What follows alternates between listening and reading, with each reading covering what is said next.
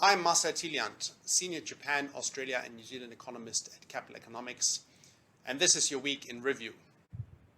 Supply shortages have dominated the headlines this week, and we've recently launched a new section on our website compiling all the work we've done on this topic. Those shortages have been a key driver of the rebound in inflation among advanced economies this year. The recent surge in natural gas prices will only add to those inflationary pressures, though our chief commodity economist Caroline Bain explains in a note this week why European gas prices in particular have overshot and will fall again before long. But there are mounting signs that those shortages are starting to hold back economic activity as well. We saw that in industrial production and GDP figures from countries as far apart as Brazil, Germany, and Sweden released this week.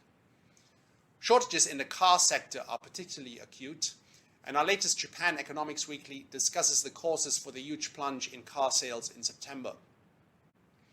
It's not just the manufacturing sector that's being affected though. There are also signs that construction activity in the UK is being held back by material and staff shortages.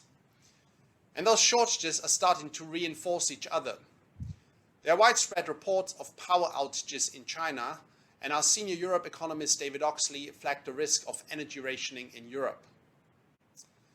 Amidst this perfect storm, we've published a global economics focus this week, setting out a framework for thinking through the impact and likely duration of those shortages. To be sure, central banks aren't standing pat. The Reserve Bank of New Zealand this week hiked interest rates by 25 basis points and signaled that more is to come.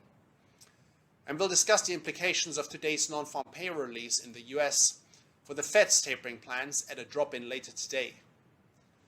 The bigger picture, though, is that even where central banks are tightening policy, they are set to do so extremely gradually.